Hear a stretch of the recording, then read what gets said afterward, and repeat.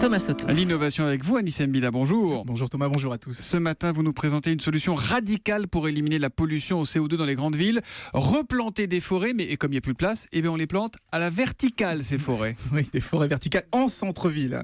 Alors il faut s'imaginer un gratte-ciel avec des milliers d'arbres sur les balcons et sur les toits qui vont absorber le vilain gaz carbonique, les particules, et produire de l'oxygène. Alors on commence à en construire à Nankin, c'est en Chine. Nankin, c'est une ville extrêmement polluée, 8 millions d'habitants. Eh bien, 2 tours sont prévus, un hôtel et des bureaux, l'un de 100 mètres, l'autre de 200 mètres.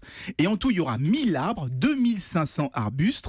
Et l'ensemble devrait produire 60 kg d'oxygène par jour et surtout absorber 25 tonnes de CO2 par an. Je ne sais pas si vous voyez ce que c'est, 25 tonnes. Ça fait quoi ? C'est 10 Twingo, c'est ce que qu'émettent 10 Twingo chaque année. Et en plus, ça sera joli à regarder puisqu'on n'aura pas elles sont belles sur les photos sur europe1.fr, elles sont jolies ces tours. Voilà.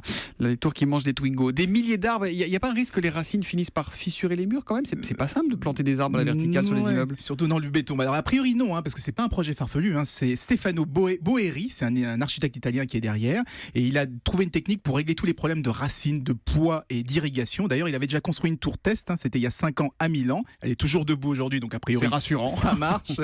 Donc c'est un concept très intéressant, surtout parce qu'avec les 2 tours chinoises, on aura l'équivalent d'une plantation de 3 hectares de forêt en plein centre-ville, ce qui aurait été complètement impossible à faire si on l'avait mis à plat. Il y a des projets équivalents en Europe ou pas ? Oui, des projets, mais rien de signé. À Bruxelles, par exemple, un architecte propose carrément, lui, 3 tours de 90 mètres de haut avec 30 000 plantes. Là, c'est 175 tonnes de CO2 par an, c'est 70 Twingo.